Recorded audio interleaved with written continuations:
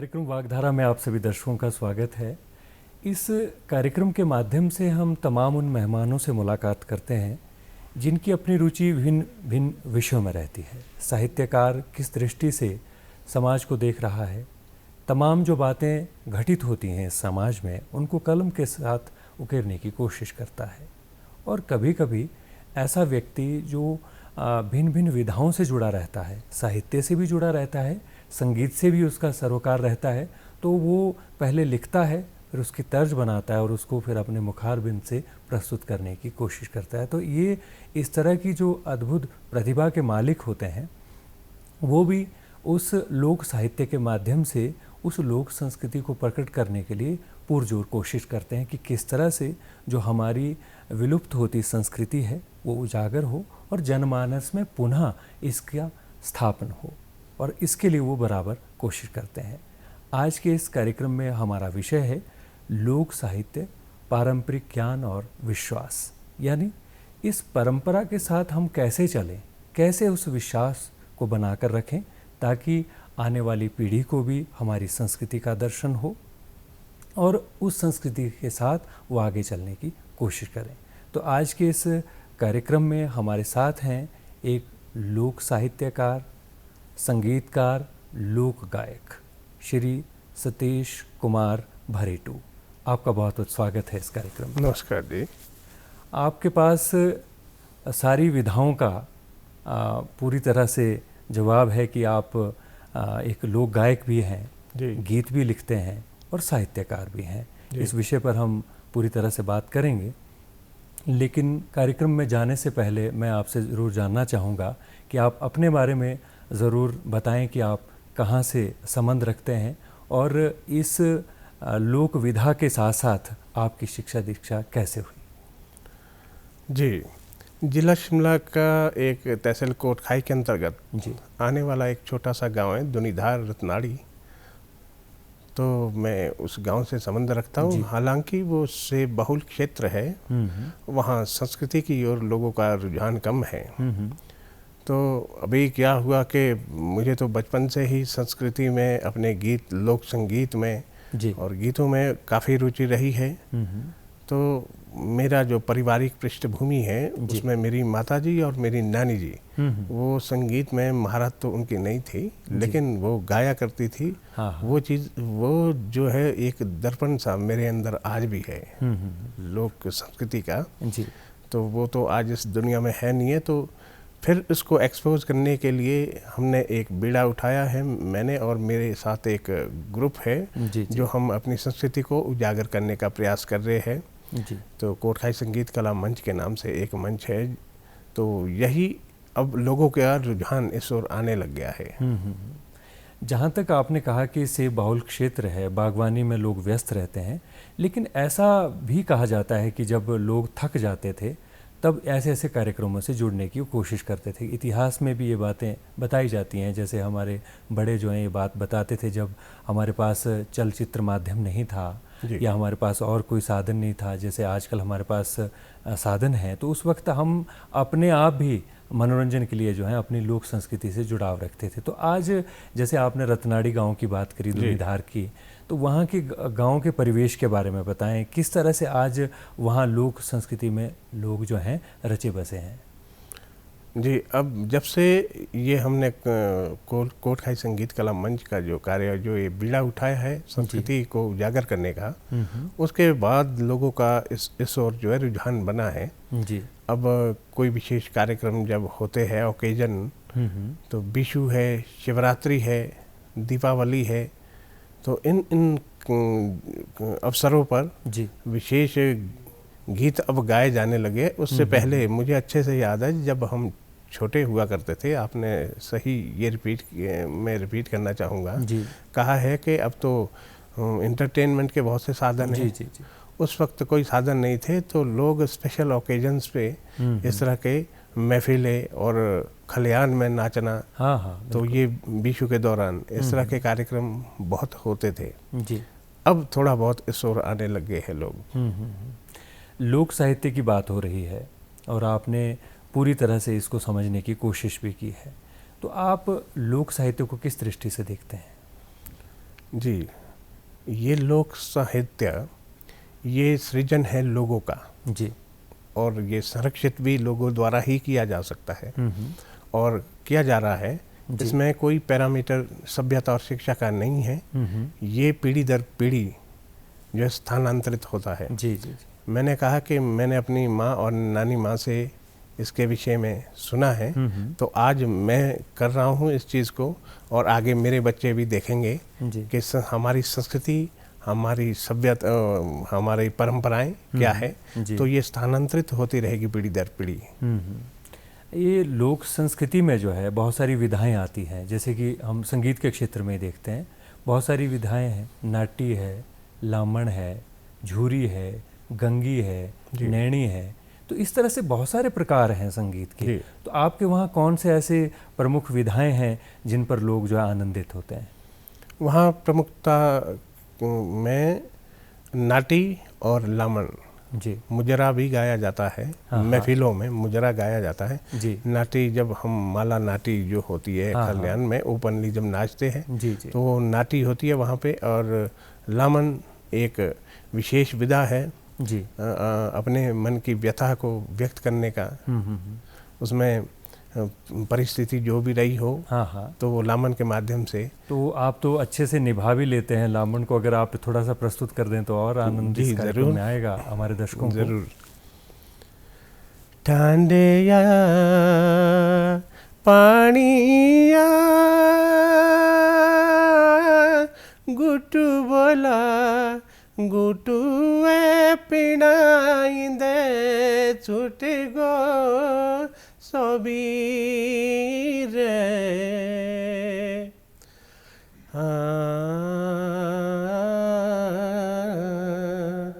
चाखियो नहीं गे कसीरे नेना। बहुत खूब, बहुत सुंदर। और ये लामण तो विशेष रूप से जब भी कोई कार्यक्रम शुरू होता होगा तो शायद उसकी शुरुआत में ज़रूर होता है। जी बिल्कुल, उससे ही शुरुआत होती है। तो उससे शुरुआत इसी से ही होता है, आगाज़ किसी भी कार्यक्रम का। अब पहाड़ों में जो है ना, जब पहाड़ों में हम अपना काम कर लेते हैं तो बहुत सारा समय हमारे पास ऐसा होता है कि शीत रात्रि है लेकिन निकालनी है किस तरह से। हम जो है अपनी महफिल में बैठे हैं, वहाँ मुजरा चल रहा है या और कोई विशेष, जैसे शिवरात्रि में आंचली आपके वहाँ शायद बहुत प्रसिद्ध है, तो उसमें भी लोग खूब आनंद लेते हैं, शिव का गुणानुगान करते हैं। बिल्कुल। वो भी आप ज़रूर बताएं कि ये आंचली है क्या? आंचली अब शिवरात्रि के दौरान तो शिव जी की ही महिमा गाई जाती है जी। तो उसमें दंत कथाओं में सुना है कि शिव जी उनके क्रियाकलापों के बारे में, उनके जीवन के बारे में जो कुछ लिखा है वही उसमें गाया जाता है आंचली में। जी जी।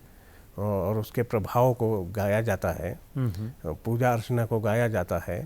तो गीत के माध्यम से ये सब चीज़ें जो है इसमें आती है। जी। तो मैं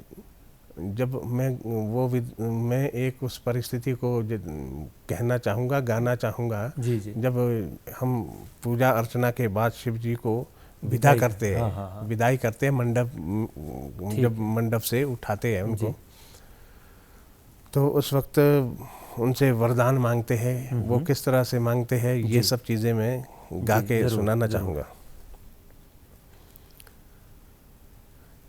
उबे उठे वालिए बउए पानी पटेल डोकौए से चले अपने गोरा से चले अपने गोरा हम देंदा होना देंदा दो नारा बोरा गाओ देंदा बाचीरा बोरा। अभी इसमें जिक्र आया कि वो भी उठे बाड़िए बोगे पानी पटेल डोकोगे, मतलब वो इस बेला में जी उनका जो है, इस बेला में महादेव जी को विदा किया जाए। जब तक कौवा, अगर कौवा बोल गया तो फिर वो अपशगुन माना जाता है। जी जी जी। तो कुछ आपने लिखित अपनी भी रचनाएं आपकी हैं, जिसमें कभी कभी आपने कुछ ऐसे छंद भी, ऐसे व्यंग्यात्मक रूप में, जो कि अपनी वहाँ की जो क्षेत्रीय बोली है उसमें आपने कुछ लिखा है, तो उनके बारे में भी ज़रूर बताएं कि किस तरह से कब कब आप इस तरह से जो है उस तरह की बातचीत करते हैं और हंसाते हैं लोगों को तमाम, क्योंकि हमारे पास बहुत सारी बातें हैं अपनी भाषा में कहने के लिए, और कभी कभी आनंद लेने के लिए अपने मित्रों के साथ, अपनी मंडली के साथ आप उन बातों को प्रयोग करते हैं, क्योंकि ये भी एक अपनी तरह का लोक साहित्य में प्रयास है। जी बिल्कुल। इसमें हमारी भाषा में इसको कहते हैं जी बखनाना। जी। बखनाना मतलब एक तरह के ये श्लोक ही होते हैं। हाँ हाँ। इसमें बहुत सारे लॉजिक है, यथार्थ भी है। जी जी। हमारी भाषा में कहते हैं कि का देखे परावड़ ये उठ मले मुँह, हाँ हाँ। और शुआएँ आगोक तुएँ। मतलब इसका मतलब है कि जिस तरह से एक कली जो अभी हाल ही में अपन अंकुरित हुई है, उसके साथ एक जो डाली सूखी पड़ी है जी, वो उसकी ओर देखती है कि हाँ तू बड़े घूर घूर के मुझे देख रही है, कल तेरे हाल भी यही होने वाले हैं जब तेरा यौवन खत्म होगा। तो यही है, कहा देखे परावड़ उठ मरे मुँह है और शुआएँ, मतलब इस साल हमें, अगली साल तुम भी इसी लाइन में आएंगे। इसको हम कर सकते हैं एक युवावस्था पे और वृद्धावस्था पे भी। जी, और कुछ सुनाए इसमें, और आपके पास? जी, मतलब ये एक समय की पाबंदी को लेकर, ठीक, अगर कोई वक्त की पाबंदी को नहीं समझता तो इसमें भी एक देसो रोए बोड़े तो आने बैड़ी लोड़ो झुकड़ी पाने। कोई एक बुजुर्ग महिला जो अकेले रह रही होगी, दिन भर वो सोई रही, रात को फिर जब पानी ढूंढ रही है, आग ढूंढ रही है, तो समय की पाबंदी को लेकर। जी, और आपके पास कुछ कविताओं के भी कुछ पंक्तियां हैं, जिन कविताओं के माध्यम से भी आप समझाना चाहते हैं कुछ खास कुछ? जी जी, तो आपने कुछ समय सामयिक लिखा है? जी बिल्कुल, ये मैंने बहुत पहले लिखा था। जी, ये मंच है, तो मंच जब मिलता है उसके बाद ये चीज़ें जो मंच में एक एक्सपोजर जब मिलता है तब ये कलेक्ट होके आपके सामने आती है। अदरवाइज ये सारी चीज़ें जो है अभी विलुप्त पड़ी थी। जी जी। तो मैंने लिखा था कि जन्म माता और पालक माता, जी, इसमें तुलना की है जन्म की माता से और पालने वाली माता से, यशोदा और देवकी से। जी, तो मैंने माना है, यशोदा माना है अपनी सरस्वती माँ को। कोई भी बालक जब घर से निकलता है जी, तो वो सरस्वती के सानिध्य में जाता है तभी वो ज्ञान अर्जन के लिए। जी जी। तो इस तरह से कुछ लाइनें मैंने लिखी है। ये दर्शाना चाहता हूँ मैं जी कि देव की जन्मदात्री यशोदा पालक माता, इस बात का जो भेद जाने कौन है ऐसा ज्ञाता जी। सबको जननी जन्म देती है लेकिन सब इंसान नहीं जी। जन्म ले के प्राण सभी पाए, सबको विषय ज्ञान नहीं। वाह। कमलासनी वीणा वादनी तुमने मुझे पाला, माता यशोदा बन के शारदे मन में भरा उजाला।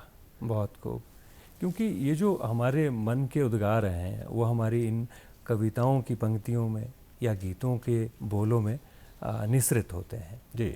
एक बहुत वहाँ का प्रसिद्ध, जहाँ से आप संबंध रखते हैं, मोलकू, वहाँ का बहुत एक ट्रेडिशनल गीत है, उसके बारे में ज़रूर आप बताएं और उसको सुनाएं भी कि वो कैसा गीत है और किन विषयों पर जुड़ा हुआ ये गीत है।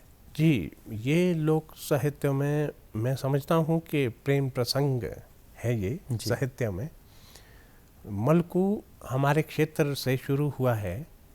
अब क्योंकि साहित्य जो ये कहानियाँ हैं, साहित्य में कोई भी उपन्यास है, कविताएं हैं, इसका कोई रचयिता कौन है ये ज्ञात नहीं होता जी जी। इसलिए ये शिक्षा के दायरे में नहीं आती है ये चीज़ें। बिल्कुल। तो ये जिसने भी लिखा है हमारे क्षेत्र में कुछ और तरह से गाते हैं और दूसरे क्षेत्रों में अलग अलग से अलग हो जाता जी, अलग अलग सांचे में ढालने का प्रयास किया है इसको। तो इसमें दो लाइनें इतनी खूबसूरत है जो मैं आपके सामने पेश करना चाहूँगा। बिल्कुल। पानी दिए नलटिए मुंडो गाशे गडोला, एक गुटू शोले चिशोरा दे जा तेरा धर्म होला। ये प्रेम प्रसंग में वो जैसे पनघट में नंदलाल छेड़ गए और तो वो इसी तरह का कि पानी लेके आ रही है, मुझे भी पिला दे एक घुंट। जी, तो जी। वो उसको क्या जवाब देती है, हम्म, हेट मेरिया मोल के राजा, हेट मेरिया ठेंडा, पाने बोरू बाई दो सर दो आपी कहीं नहीं पेंदा। मतलब उसको ऐसा जवाब दिया हाँ, कि मैं तो ढो के पानी ला रही हूँ, सामने बावड़ी में पानी भरा हुआ है, तुम क्यों नहीं खुद पीते? वहाँ जाके पी लो ना। चलिए, बहुत अच्छा, क्योंकि ये कहीं ना कहीं इनसे भावनाएं जुड़ी हैं हमारी। जी लोक संगीत में हमें अपनापन महसूस होता है। और आपने भी खूब जब इन गीतों को सुना तो आपका भी मन किया कि मैं खुद भी कुछ गीत बनाता हूँ, तो कुछ अपनी रचनाएं भी सुनाएं। जी, अपनी रचनाएं ये मैं लिखता हूँ सारे प्रेरक गीत। जी, अब इस तरह के कई डेथ सॉन्ग भी गाते हैं, हाँ, लिखते सती हैं। गीत भी होते हैं। बिल्कुल, जी, मरणोपरांत वो जी, जी, आदेश के अनुसार, बिल्कुल, किसी के बिल्कुल। आदेश अगर हो जी, जी, तो फाइनेंशियल भी सपोर्ट करते हैं हाँ, लोग इस हाँ, विषय में। जी, जी, लेकिन मुझे ऐसा लगा नहीं है कभी भी। तो मैं लिखता हूँ प्रेरक गीत, उसके मैं कुछ लाइनें जरूर जरूर, प्रस्तुत करना चाहूँगा। बिल्कुल। जिन्हें दीती जिंदगी साथी दीता मोरना, वाह, भोला नहीं करी दाजे बुरा भी नहीं करना, बहुत खूब। घोड़ा मिला धरे मोरा पापे कहीं बोरना, आहा, डूबे जांदा पपिया तू दर में तरना, ना तेरा ना मेरा चौबलो दिन रा बसेरा कहीं डोरा जीव तेरा आज राते बासिए सवेरा। बहुत खूब, बहुत खूब। तो कुछ इस तरह के प्रेरक गीत लिखने का मैं प्रयास करता हाँ, रहा हूँ। कहीं ना कहीं जहाँ अब आप जो चीज़ अनुभव कर रहे हैं उसको जब आप अपने गीत में ढालते हैं तो वाकई ऐसा अनुभूत हम सभी करते हैं, या आप जो कर रहे होंगे, कि कहीं ना कहीं जब आप एक शुरुआत करेंगे तो उसमें आप अपनी जिस भी संकल्प की ओर लगे हैं उसमें वो आपको ज़रूर कामयाबी मिलेगी। जी एक जो बेड़ा आपने अपने मिशन के हिसाब से या अपने तमाम साथियों के साथ उठाया है कि हम लोक संस्कृति का संरक्षण करेंगे, उसमें आपकी कोई आगामी भी आपकी कोई सोच है कि किस तरह से आज के हिसाब से आप उसको बनाने की कोशिश करेंगे? जी, अभी वर्तमान में हम जो कर रहे हैं जी, इसको फेसबुक पेज के माध्यम से कर रहे हैं। हम्म, उसमें इतना प्रॉपर नहीं हो पा रहा है। जी, जी, हालांकि हमें राजनीतिक सहयोग भी मिला है जी, जी, और लोगों का सहयोग भी मिल रहा है। हम चाहते हैं बड़े पैमाने पे उसको एक पॉडकास्ट के माध्यम से जी, लोगों के सामने लाया जाए। हम्म, हम ये प्रयास कर रहे हैं और प्रयासरत है। उसका जो है अभी प्राथमिक दौर शुरू हो गया है। जी, जी, हम एक स्टूडियो बनाने जा रहे हैं अपने क्लबों के अंदर, उपादेश के नाम से। जी, और वो मुझे लगता है जब इस तरह की जिज्ञासा रखेंगे, उत्सुकता रखेंगे और मेहनत कश अगर सभी रहेंगे जी, तो इसको अंजाम भी ज़रूर मिलेगा।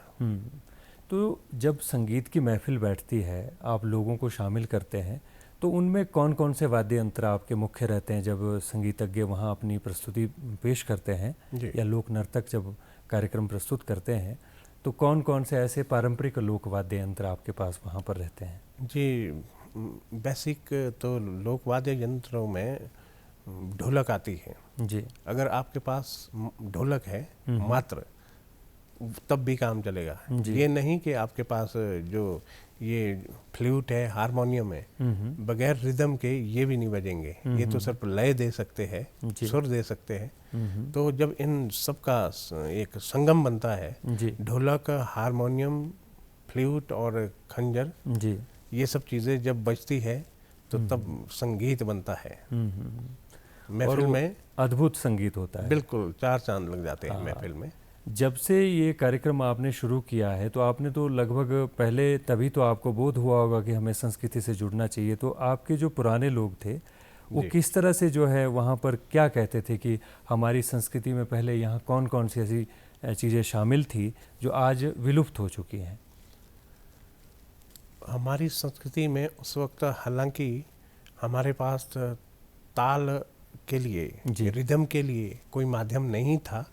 वो विशेष दिन में आता था। मैं बात करता हूँ बिशु मेले की। जी जी।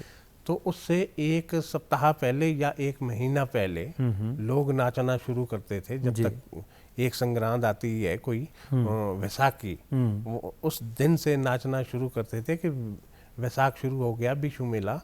तो उस जब तक वो मेला समाप्त नहीं होता तब तक लोग शाम शाम को अपनी थकान मिटाने के बहाने तो शाम को वो नाचा करते थे और हम भी देखते थे उनको।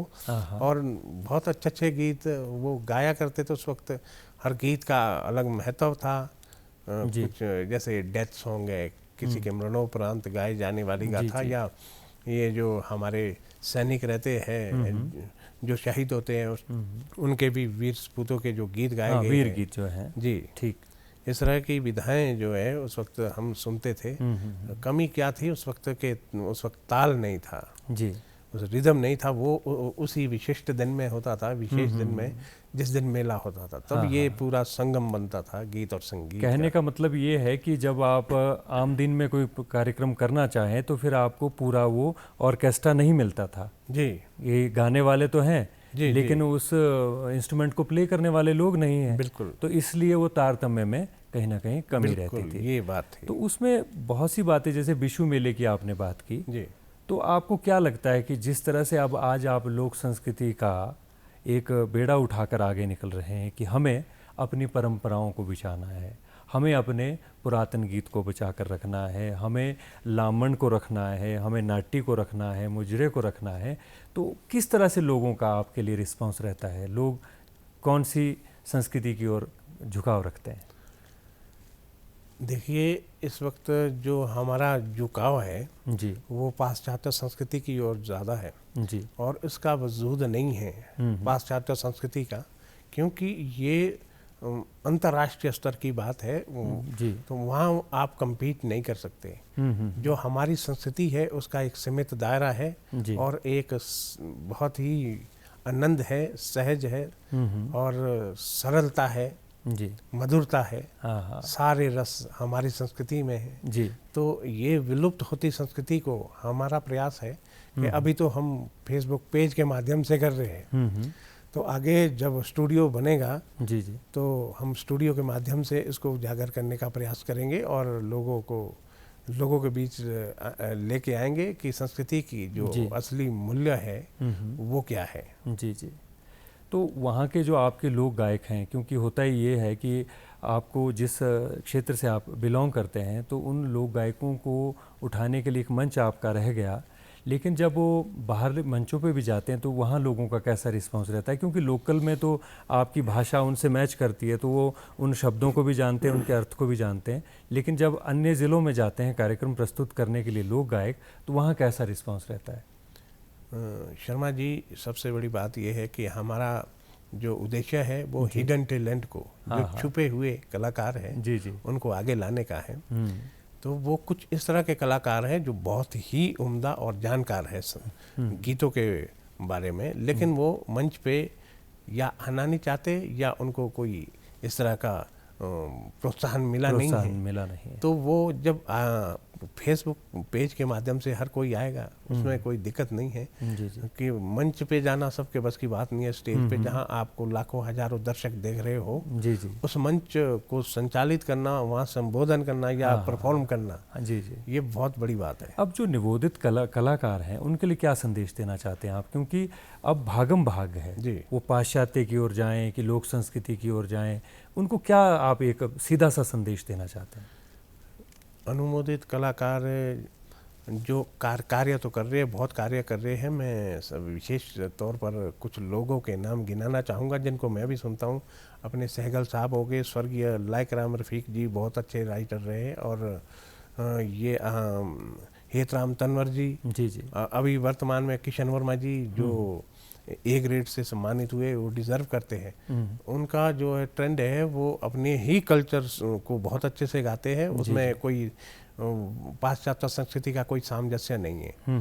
वो उन लोगों को मैं यही कहना चाहता हूँ कि कुछ भी हो, लोकप्रियता भले ही ना हो इसमें, आप जो है बनाए रखिए जो हमारी संस्कृति की जो वास्तविक जड़ है, वास्तविकता है, उसको बनाए रखिए। आप लोकप्रियता अगर चाहेंगे तो पब्लिक ओपिनियन, क्या है, पब्लिक ओपिनियन तो वेस्टर्न कल्चर को भी अट्रैक्ट करता है। जी जी, तो ये सारी चीज़ें हैं। हाँ, आपने बहुत खूब कहा, क्योंकि अगर हमें अपनी संस्कृति को बचाना है तो संकल्पित होना पड़ेगा, एक संकल्प से आगे बढ़ना होगा कि हमें अपनी जो माटी है उसको ज़िंदा रखना है। उस माटी की जो खुशबू है वो इन लोकगीतों में हमें मिलती है और अपनेपन का भाव हमें मिलता है। तो आज के कार्यक्रम में सतीश कुमार जी आप आए, आपने बहुत अच्छी अच्छी बातें लोक साहित्य को लेकर कहीं, आपका बहुत बहुत धन्यवाद। धन्यवाद। कार्यक्रम वागधारा में आज हमने लोक साहित्य के ऊपर जैसे पारंपरिक ज्ञान है, उसका जो विश्वास है वो कैसे कायम करें, उस विषय पर बातचीत की। फिलहाल आज के कार्यक्रम में इतना ही। अगले कार्यक्रम में पुनः मुलाकात होगी, तब तक के लिए आज्ञा दीजिए। नमस्कार।